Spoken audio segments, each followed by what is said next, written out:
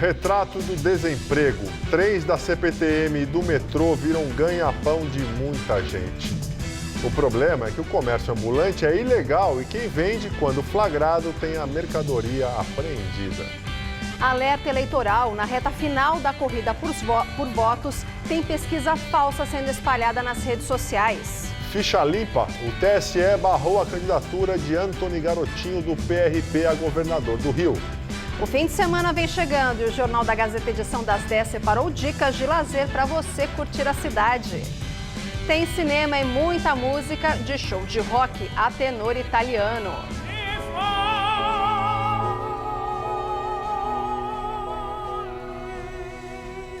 Dove sei, amore? Você acompanha essas e outras notícias agora no Jornal da Gazeta edição das 10.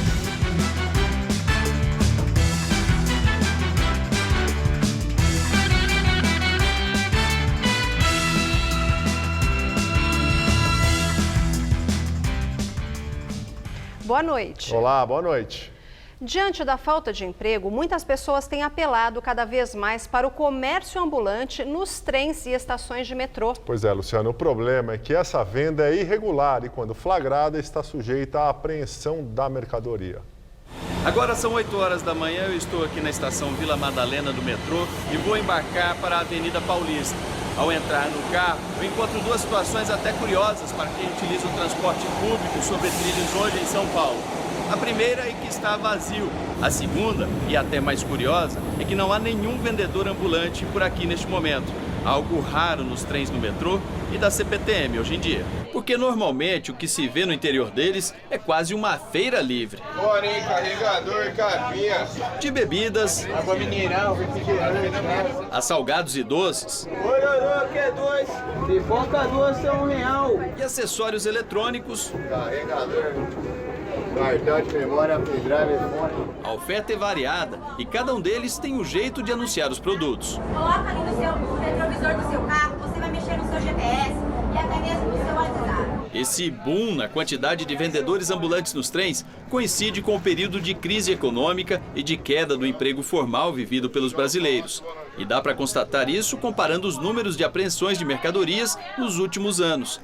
Entre janeiro de 2015 e julho deste ano, os agentes de segurança da CPTM fizeram quase 177 mil apreensões. No metrô o número é menor, mas também cresceu. Foram mais de 46 mil entre janeiro de 2015 e julho de 2018. No metrô, as apreensões quase triplicaram nos últimos 3 anos. Tudo que é recolhido pelos agentes de segurança é entregue nas prefeituras regionais, onde os ambulantes podem recuperar as mercadorias se apresentarem nota fiscal, o que normalmente não ocorre.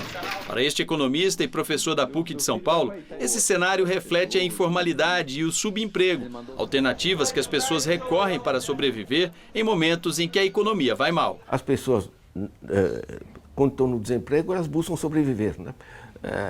Quando você reduz a pessoa ao desespero, as reações são desesperadas, não tem como. O problema é que vender produtos nos trens e estações é proibido por lei.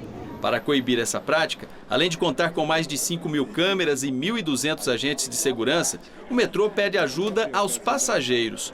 Por mensagens de SMS ou pelo aplicativo Conecta Metrô, é possível denunciar vendedores ilegais. O Centro de Controle de Segurança recebe em média 1.600 chamados por mês e neste ano tem conseguido evitar o movimento de vendedores clandestinos, algo importante para manter o conforto dos passageiros. A gente está 100% do tempo, correndo atrás dessa satisfação do passageiro. Agora a política. Vamos ver como foi o dia de campanha dos candidatos ao governo de São Paulo mais bem colocados nas pesquisas. Luiz Marinho, do PT, visitou Santos, Guarujá e Praia Grande. O petista defendeu a construção de um hospital em São Vicente como forma de organizar a saúde e reduzir a mortalidade infantil na região da Baixada Santista. Paulo Scaff, do MDB, fez campanha na capital. Ao lado de Henrique Meirelles, do candidato do partido à presidência da República, visitou o Instituto Butantan na zona oeste da cidade. Scaff prometeu ampliar a pesquisa e inovação no estado de São Paulo. Márcio França, do PSB, visitou o canil da Polícia Militar e foi até a academia da PM. Candidato à reeleição, prometeu aumento salarial para os policiais. Segundo França, os vencimentos deles estão congelados há 4 anos para equilibrar os gastos em anos de crise. João Dória também esteve na Expo Cristã ao lado de Alckmin, candidato do PSDB à presidência. O ex-prefeito paulistano ainda visitou a Santa Casa, no centro de São Paulo. O tucano disse que, se eleito, vai buscar verba federal para as instituições. Professora Lisete, do PSOL, não fez campanha de rua. Ela deu entrevista para várias rádios do interior. A candidata não quis comentar um eventual apoio para o segundo turno. Disse que acredita que terá uma votação expressiva. A Polícia Federal cumpriu hoje 2 mandados de busca e apreensão expedidos pelo Supremo Tribunal Federal em Teresina, no Piauí. A ação está ligada a inquéritos da Lava Jato. Os imóveis alvos da operação são ligados ao senador Ciro Nogueira, do PP. Os policiais federais foram a 2 endereços ligados ao senador Ciro Nogueira, do PP, do Piauí. Um é a sede do partido em Teresina e outro a casa de um assessor da legenda. O objetivo era encontrar provas de que empresários teriam pago propina para políticos do Partido Progressista. O presidente do PP, Ciro Nogueira, é candidato à reeleição no Senado e lidera pesquisas de intenção de voto para o cargo no Piauí, segundo o levantamento do Ibope da semana passada. Ele, outros políticos, empresários e doleiros são suspeitos de participar de uma organização criminosa acusada de lavagem de dinheiro, corrupção ativa e passiva. Quem autorizou a operação foi o ministro Edson Fachin, relator da Lava Jato no Supremo Tribunal Federal. Esse inquérito foi aberto a partir de delações de executivos da Odebrecht, que em depoimento contaram que o senador Ciro Nogueira procurou representantes da construtora para pedir dinheiro para campanhas eleitorais dele e do PP, e que o setor de propinas da Odebrecht pagou 300 mil em 2010 e 1.300.000 reais em 2014. Segundo a investigação, o dinheiro era desviado de obras públicas concedidas à empresa. A defesa do senador criticou a decisão judicial que autorizou a operação de hoje. Em nota, o advogado de Ciro Nogueira afirmou que a medida é uma intromissão do Poder Judiciário no processo eleitoral, já que a busca foi baseada numa delação antiga e determinada há poucos dias do pleito. Acrescentou que não se preocupa com o que foi apreendido, mas com o possível uso eleitoral da decisão, e que o senador é o principal interessado no esclarecimento dos fatos. Em abril, o senador também foi alvo de ação da Polícia Federal, que chegou a apreender cerca de 200 mil reais na residência dele em Teresina. O gabinete de Ciro Nogueira no Senado também foi alvo de busca e apreensão. Na ocasião, ele era suspeito de tentar obstruir investigações. A defesa do senador afirmou na época que ele declarou no imposto de renda que tinha dinheiro em espécie. Ciro Nogueira também é investigado em inquérito que não tem relação com a Lava Jato pela suspeita de receber propina para que o Partido Progressista apoiasse o PT nas eleições de 2014 e em 2017 para que não desse apoio ao impeachment de Dilma Rousseff. Ele nega as acusações. Antony Garotinho está fora da eleição no Rio de Janeiro. O Tribunal Superior Eleitoral barrou a candidatura do ex-governador do PRB. Pois é, Garotinho foi condenado na justiça por improbidade administrativa e enriquecimento ilícito. Ele também fica impedido de votar nas eleições. Baseado na lei da ficha limpa, o ex-governador Antony Garotinho teve sua candidatura suspensa por unanimidade no Tribunal Superior Eleitoral. A corte negou o recurso da defesa contra a decisão do Tribunal Regional Eleitoral, que havia barrado a candidatura de Garotinho ao governo do Rio de Janeiro. Até então, o candidato ele se mantinha em segundo lugar nas pesquisas de intenção de voto. Além disso, o TRE decidiu que Garotinho fica impedido de votar, conforme prevê a lei. Antony Garotinho foi condenado sem cabimento de recurso pelo Tribunal de Justiça do Rio por desvios de mais de 234 milhões de reais de verbas destinadas à área da saúde, quando era secretário da pasta, durante o governo de sua esposa, Rosinha Garotinho, entre 2005 e 2006. Com a decisão do TSE, ele também fica proibido de gastar recursos do fundo eleitoral e fazer campanha, bem como veicular propaganda em TV e rádio. A defesa do ex-governador do Rio disse que entrará com recurso. Por meio de vídeo nas redes sociais, Garotinho afirmou que vai reverter a decisão e impedir essa violência. E vamos agora ao comentário de política com o José Neumann Pinto. Hoje, o Supremo Tribunal Federal disse que Garotinho não pode ser candidato ao governo do Rio. Pelo motivo mais simples do mundo, ele é condenado em segunda instância pelo Tribunal de Justiça do Rio de Janeiro. Então, não pode ser candidato porque é ficha suja. Bom, então pronto, o Garotinho está fora da campanha. Não está. A foto de Antony Garotinho estará na urna, porque para tirá-la da urna, essa decisão tinha que ser tomada em 19 de setembro. É uma absoluta pouca vergonha. Pouca vergonha a disputa pelo governo do Rio, né? Porque é o seguinte, Eduardo Paes é filho político de Sérgio Cabral, o maior corrupto da história do Rio de Janeiro, revelações assombrosas, 170 anos de cadeia até agora, que por sua vez é o pai político, é o filho político do Antony Garotinho. O Antony Garotinho é o pai. O Antony Garotinho é o ancestral dessa família da falência do Rio.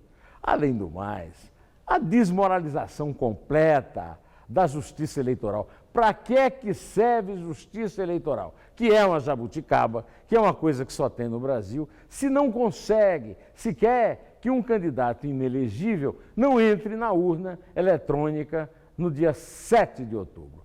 É o fim da picada, é um vexame e eu vou dizer um negócio para você. Deus nos acuda. Bom, eu volto terça-feira, direto ao assunto. Inter. Os candidatos à presidência da República mais bem colocados nas últimas pesquisas fizeram campanha em São Paulo, Minas, Rio Grande do Sul e Piauí. Ciro Gomes, do PDT, não teve agenda pública. Ele se recupera de um procedimento cirúrgico na próstata. Em entrevista a uma rádio de Pernambuco, disse que prefere enfrentar Haddad no segundo turno. Afirmou que seria uma disputa entre duas pessoas que respeitam a democracia. No entanto, o pedetista criticou o candidato do PT, a quem chamou de despreparado e que não conhece o Nordeste. Geraldo Alckmin fez campanha em São Paulo e em Minas. Na capital paulista, participou da abertura da Expo Cristã no AMB. Ao ser chamado para discursar, o tucano foi vaiado. Ao iniciar a fala, ouviu gritos de Bolsonaro por parte da plateia, formada por evangélicos. O tucano ignorou o protesto e pediu orações ao país e, ao final, foi aplaudido. Aos jornalistas, minimizou o episódio, disse que era uma plateia bem dividida e que, se fizer uma pesquisa entre eles, não vai dar diferença. Fernando Haddad, do PT, fez campanha no Rio Grande do Sul. O ex-prefeito paulistano disse que tem certeza que o PT fará aliança com Ciro Gomes em um eventual segundo turno. Afirmou que não faria sentido um não apoiar o outro. Haddad lamentou o fato do STF cancelar cerca de 3 milhões e 400 mil títulos de eleitores que não compareceram aos cartórios para biometria. O petista disse que tem gente de boa fé que pode ter perdido o prazo, mas quer votar. Marina Silva, da Rede, fez campanha em Teresina, no Piauí. Ela visitou um centro de atendimento a jovens e adolescentes. No local, anunciou o programa Renda Jovem, com o objetivo de diminuir a evasão escolar. Segundo a candidata, o país gasta 200 bilhões de reais com a corrupção. De acordo com ela, esse dinheiro poderia pagar uma bolsa para que os jovens não saiam da escola. Álvaro Dias, do Podemos, fez campanha na capital paulista e em Osasco, na região metropolitana. Ao jornal Zero Hora, defendeu mudança na Previdência. Segundo ele, sem mudanças na área, o aposentado não terá a aposentadoria, porque o dinheiro acabou. O candidato promete ainda uma reforma tributária. Diz que pretende, se eleito, reduzir impostos. O general Hamilton Mourão, do PRTB, vice na chapa do candidato Jair Bolsonaro, do PSL, criou mais uma polêmica para a campanha. Durante um evento, ele criticou benefícios da legislação trabalhista brasileira. A declaração deixou Bolsonaro bastante irritado com o vice. Durante palestra a empresários em Uruguaiana, no Rio Grande do Sul, o general Hamilton Mourão disse que os pagamentos do 13º salário e do adicional de férias só ocorrem no Brasil. Jabuticaba os brasileiros, 13º salário. Se a gente arrecada 12, como é que nós pagamos 13? É complicado. né? E é o único lugar onde a pessoa entra em férias e ganha mais, é aqui no Brasil. Né? Então são coisas nossas, é a legislação que está aí, a legislação que é sempre, não é, aquela visão dita social, mas com o chapéu dos outros, né? Não é com o chapéu do governo. Logo após o episódio, o candidato à presidência Jair Bolsonaro, do PSL, usou o Twitter para rebater as declarações de Mourão.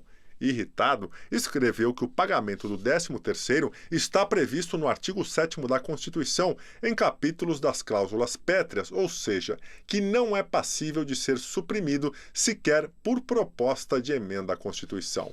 O candidato acrescentou ainda que criticar este direito é uma ofensa a quem trabalha e destacou que o vice desconhece a Constituição. Segundo juristas ouvidos pelo Jornal da Gazeta, a cláusula pétrea não consta no artigo 7º da Constituição, sendo assim Bolsonaro também errou ao citá-lo. Em nota, Mourão disse que, mais uma vez, sua fala foi descontextualizada ou interpretada de forma equivocada por um veículo de comunicação. Na semana passada, ele criou polêmica ao afirmar que lares com mãe e avó eram fábricas de desajustados. Bolsonaro segue internado no Hospital Albert Einstein, em São Paulo, onde se recupera da facada que levou durante campanha de rua em Minas Gerais. O último boletim médico divulgado diz que o candidato registra boa evolução clínica e não apresenta dor ou febre.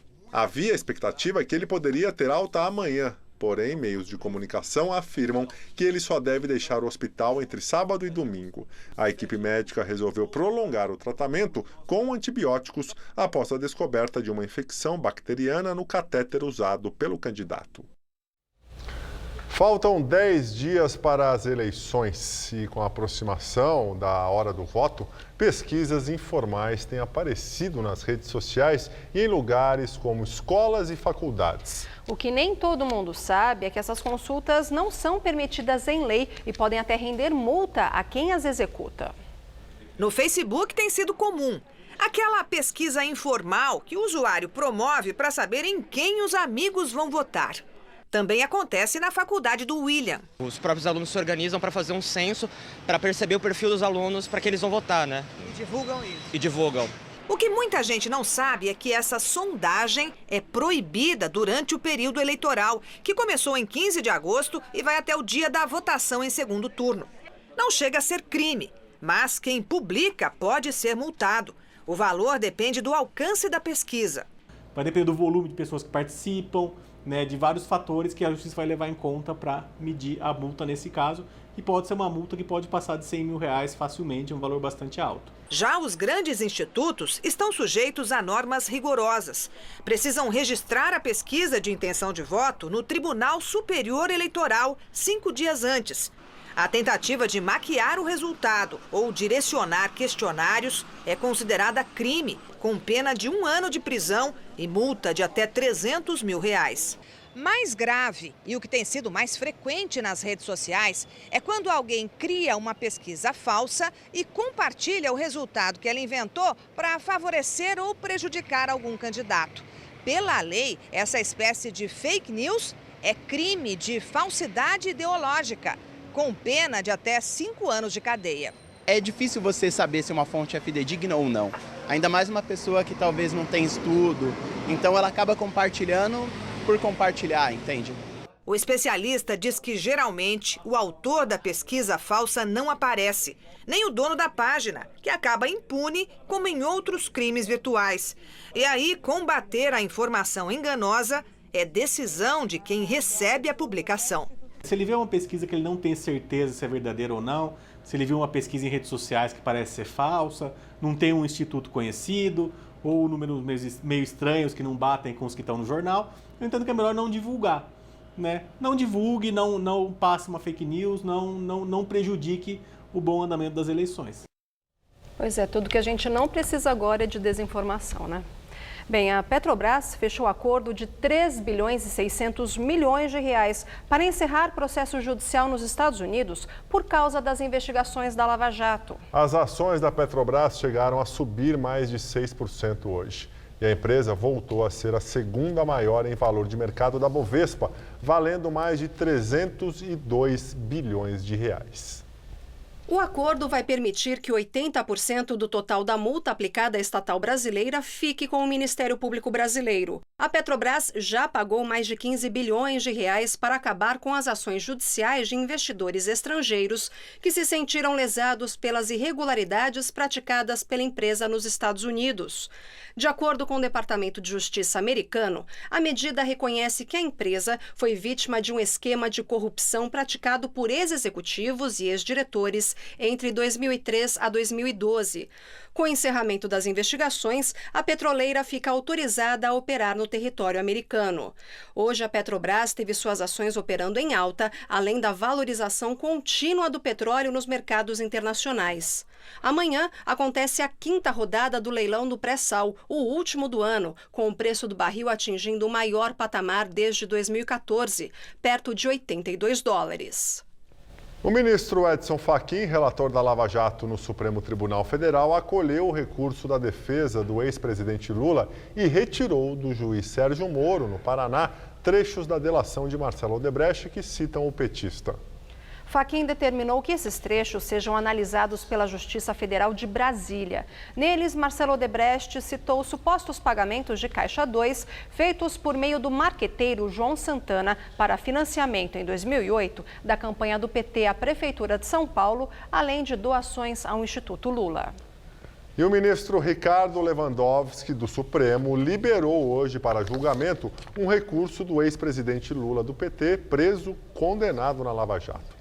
No pedido, a defesa de Lula tenta reverter a decisão do plenário do Supremo, que em abril deste ano, por 6 votos a 5, não concedeu habeas corpus ao petista, condenado a 12 anos e 1 mês pelo Tribunal Regional Federal de Porto Alegre, no caso do Triplex em Guarujá. No despacho de hoje, Lewandowski também pediu ao presidente da Corte, ministro Dias Toffoli, que paute o mais brevemente possível as 2 ações que tratam da possibilidade de prisão após condenação em segunda instância. Cabe a Toffoli, na condição de presidente do Supremo, decidir as datas para pautar as 2 ações na casa. O presidente Michel Temer foi alvo de protesto hoje durante uma cerimônia no BNDES, o Banco Nacional do Desenvolvimento Econômico e Social, no Rio de Janeiro. As informações são do jornal Folha de São Paulo. Durante um dos discursos, um funcionário do banco gritou da plateia para a direção em que o presidente estava, se ele não tinha vergonha na cara. Temer estava sentado no palco do teatro. O presidente não comentou o episódio em seu discurso. A solenidade foi para anunciar uma linha de financiamento do BNDES para painéis solares para geração de energia renovável. E veja a seguir as dicas para curtir o fim de semana na cidade de São Paulo. Entre as opções tem de show de rock a tenor italiano.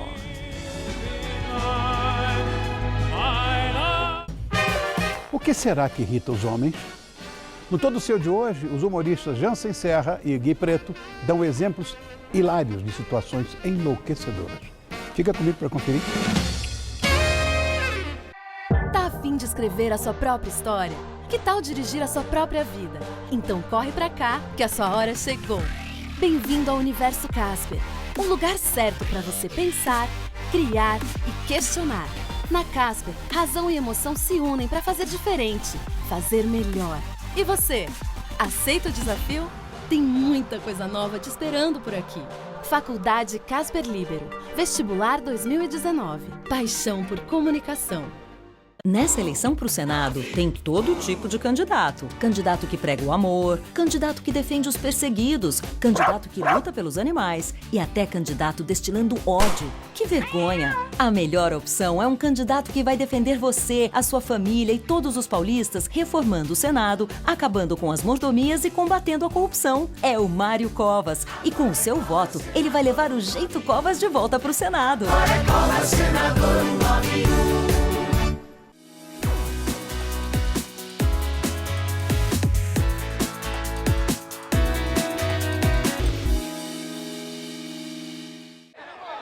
Tem muita gente votando contra.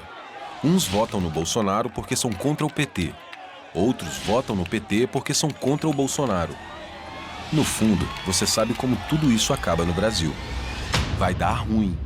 E quando dá ruim, quem os políticos chamam para resolver? Pois é, Meirelles. o único que já fez o Brasil crescer por 8 anos seguidos e criou 10 milhões de empregos. Chama o Meirelles agora e não se lamente depois.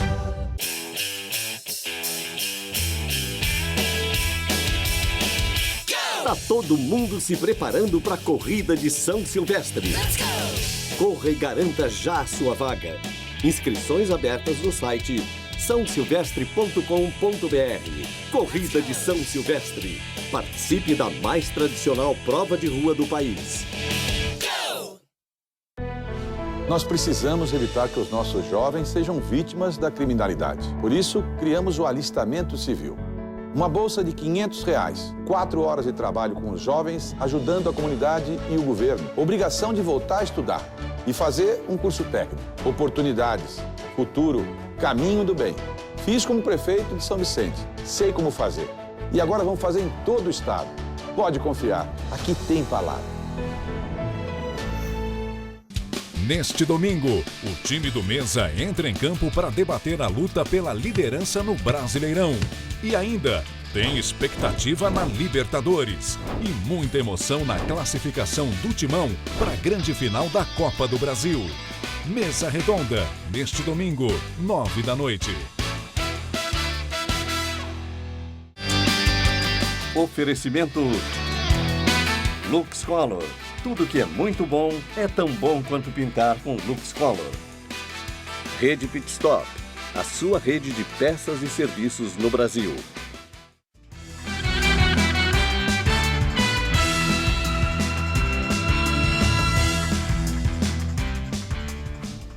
Como já era previsto, voltou a chover aqui na cidade de São Paulo nesta quinta-feira.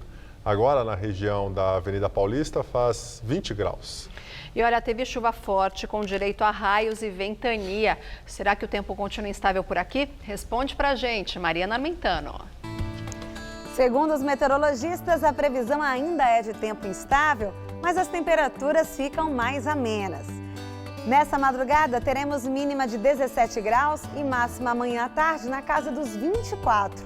Aí no sábado, a máxima se mantém, apesar de não termos previsão de chuvas, mas apenas muita nebulosidade.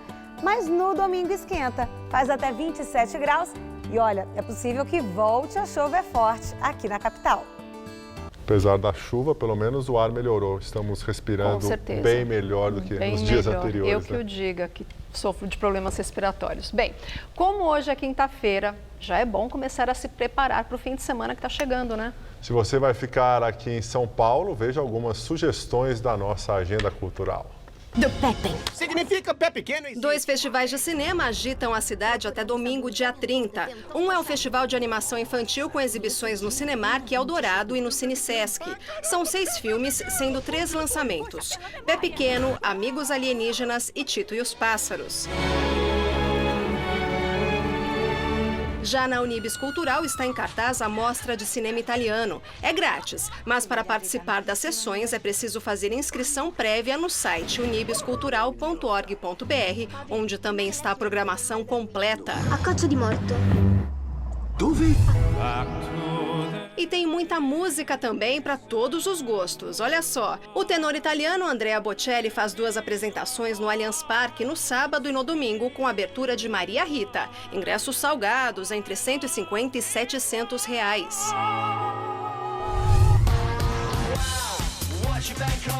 O show que deveria ter sido em maio finalmente acontece. O rock dos ingleses do Kasabian chega no Credit Card Hall neste domingo. Ingressos de R$280 a R$550.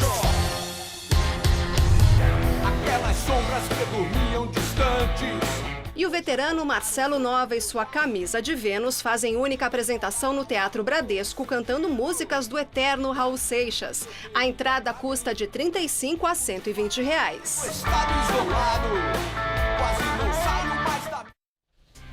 Nós ficamos por aqui. A edição de hoje pode ser vista no site do Jornal da Gazeta. Muito obrigado pela sua companhia. Tenha uma excelente noite. Até amanhã, Luciana. Até amanhã, Gabriel. Ótima noite para você. E fique agora com o Rony Fon no Todo Seu.